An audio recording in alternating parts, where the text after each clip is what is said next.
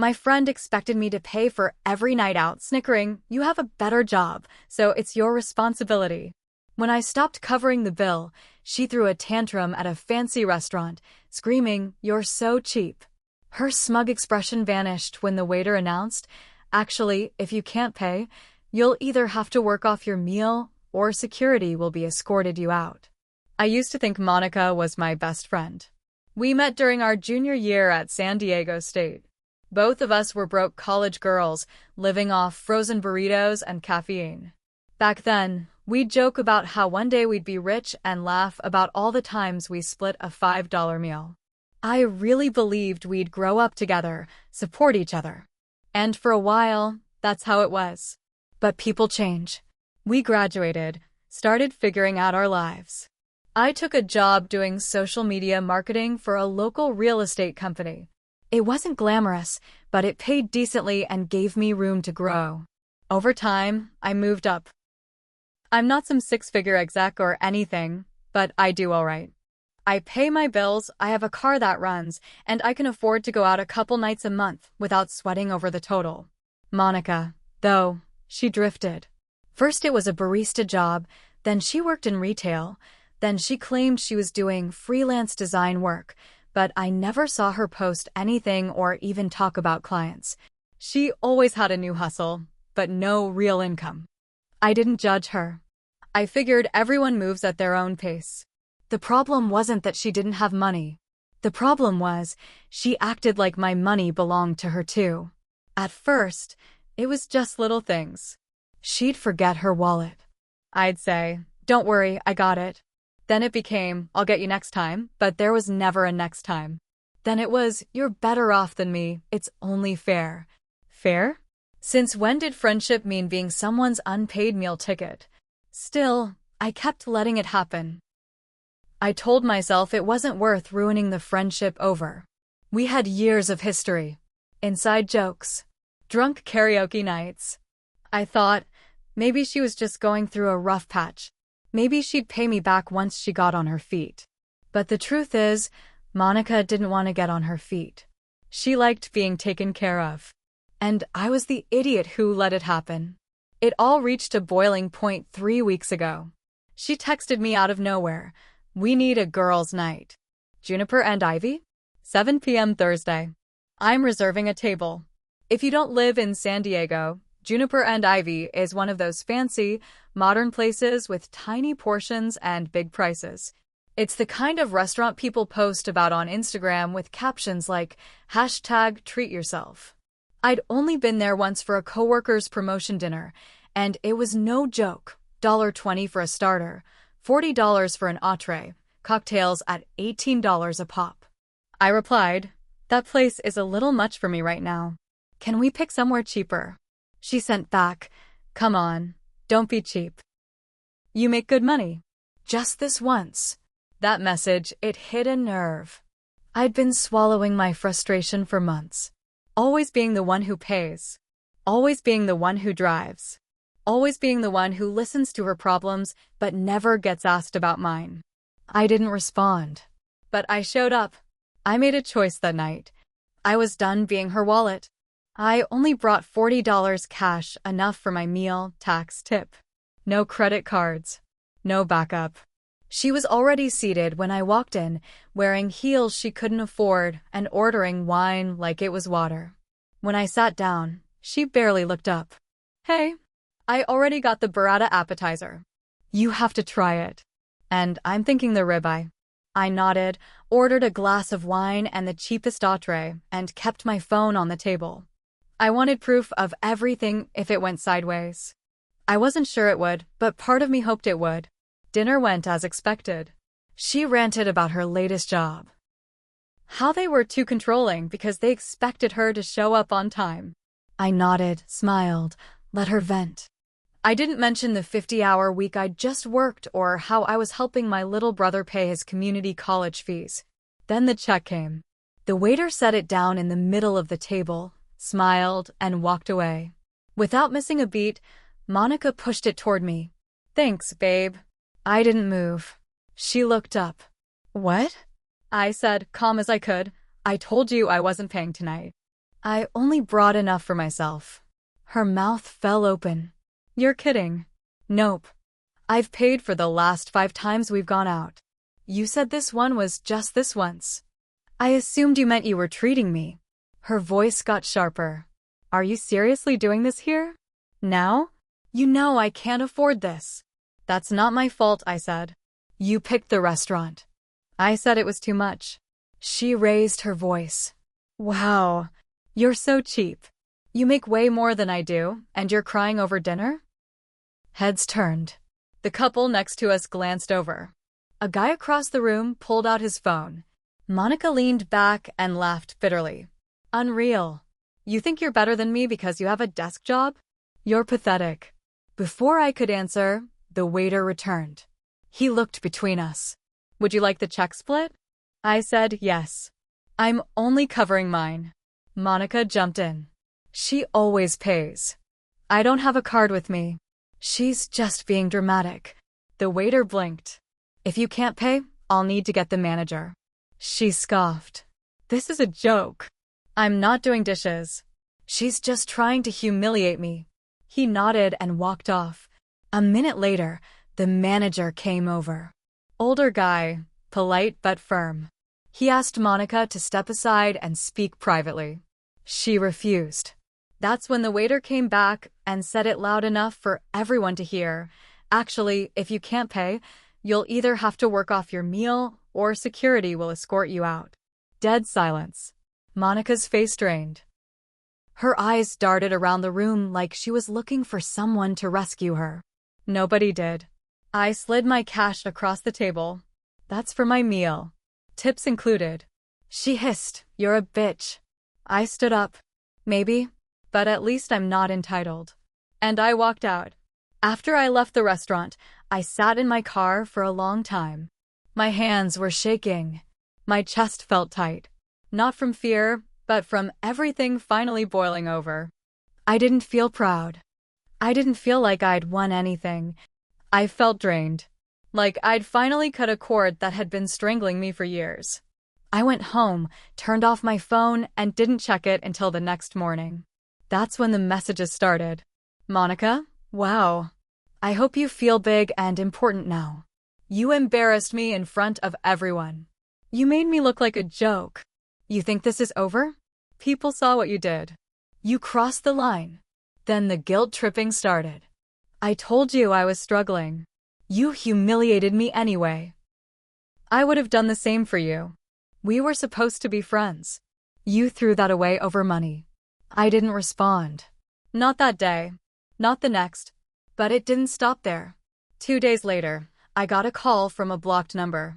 I let it go to voicemail. It was Monica. Crying. Screaming.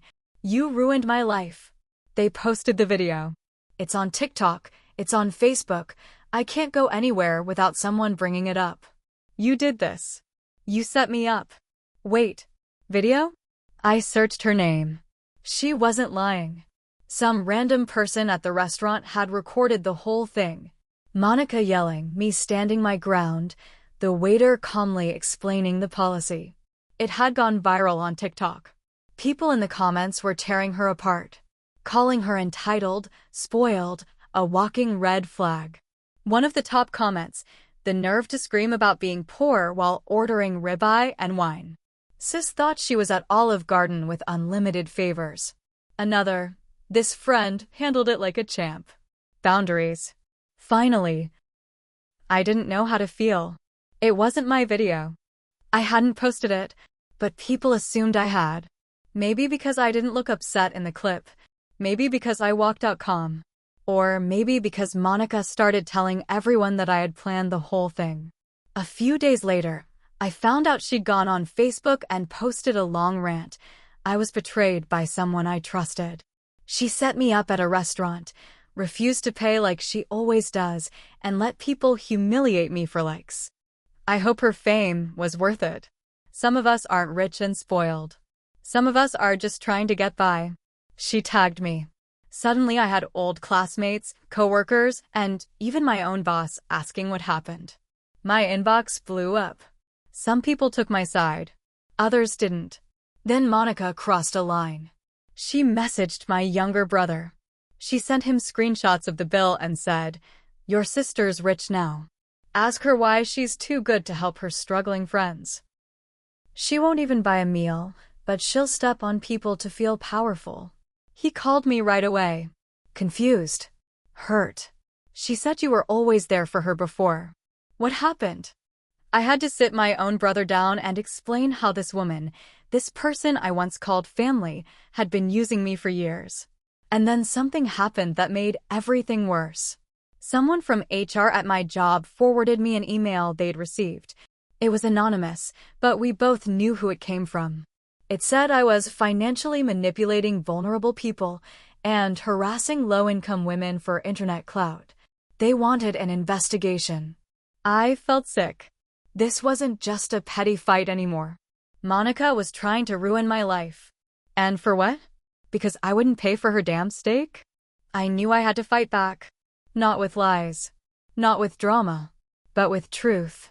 After that email to HR, everything at work felt colder. People didn't say anything directly, but I could feel it. The sideways glances.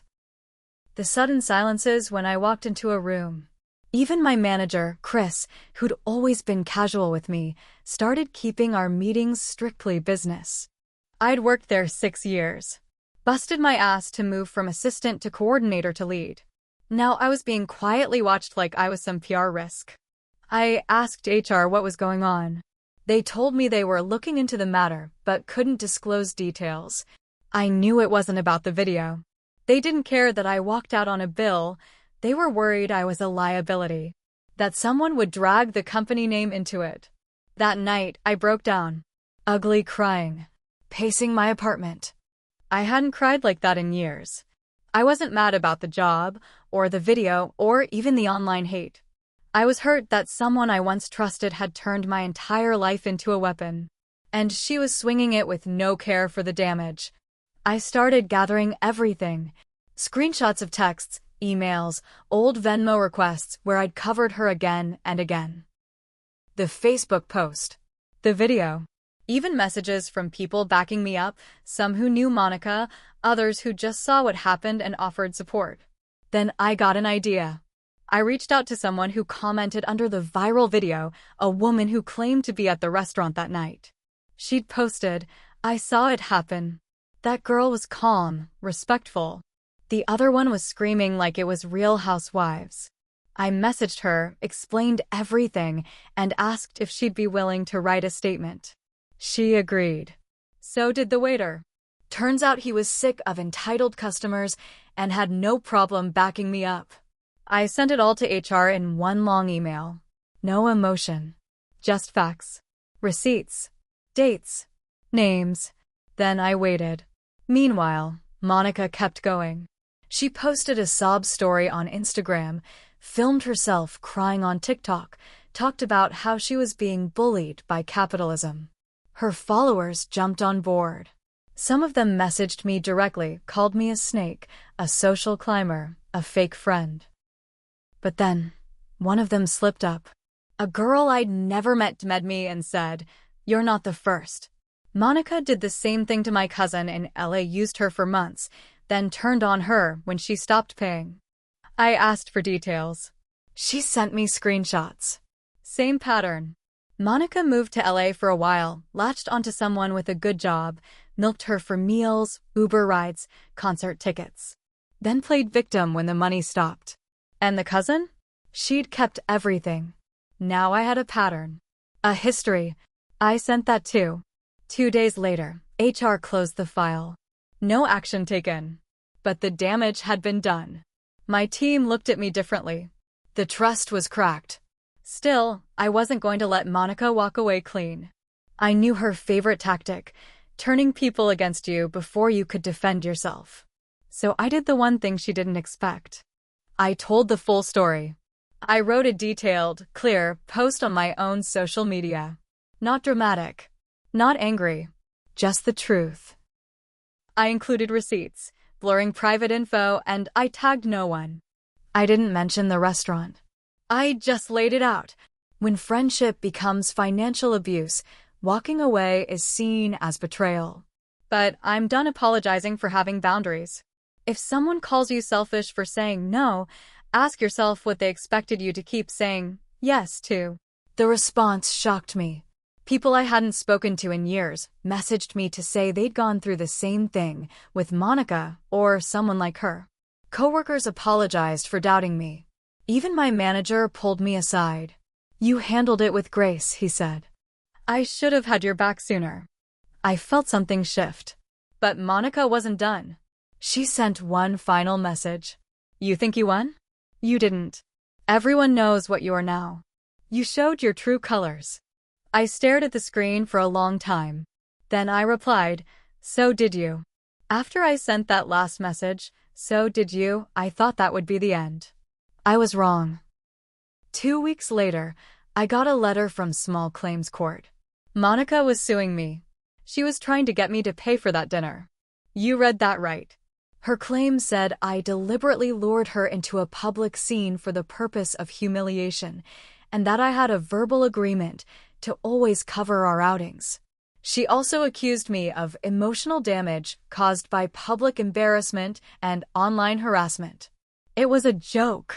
But it was a legal joke. I had to take time off work to deal with it. Hire a lawyer. File paperwork. Dig up even more proof. I showed every text where she called me rich girl or joked that I was her walking credit card. I showed the warnings I'd sent her about not paying again. The Venmo logs. The statement from the waiter. The other girl from LA even offered to testify, though we didn't need her in the end. When we got to court, Monica wore sunglasses indoors like she was shielding herself from paparazzi. She gave this long, rehearsed speech about how I had manipulated her during a vulnerable time in her life and weaponized wealth against a struggling friend. When it was my turn, I didn't get emotional. I just told the truth. I paid for her over and over.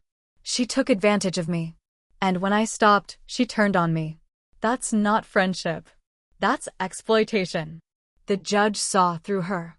He dismissed her case in under 15 minutes.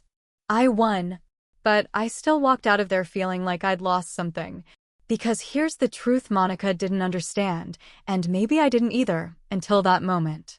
When you let someone use you for years, and then you finally stop it, you don't walk away clean. You walk away with scars. And shame. And a little bit of guilt that maybe you let it go on too long. I should have said no sooner. I should have stood up for myself before I hit the breaking point in front of a crowd. And I should have realized that just because you love someone like family doesn't mean they love you the same way. A week after the court case, Monica deactivated all her accounts. The video had followed her everywhere. A few local blogs picked it up. One used the headline, entitled "Diner Learns the Hard Way.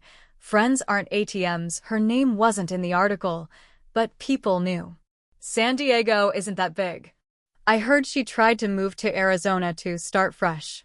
Someone told me she's working part-time at a coffee shop now. I don't know if it's true. I haven't checked. As for me, I still live in the same apartment. Still have the same job. But I keep things tighter now. I don't let guilt force me into yes. I don't let friendship mean free ride. The biggest revenge wasn't the court win. It wasn't the viral video. It was letting her fall flat on her own, no one left to carry her, no one left to blame. She thought I'd always be there with an open wallet and a closed mouth. She was wrong. And yeah, I paid a price for my mistake. But now, she's the one holding the check. And no one's coming to cover it.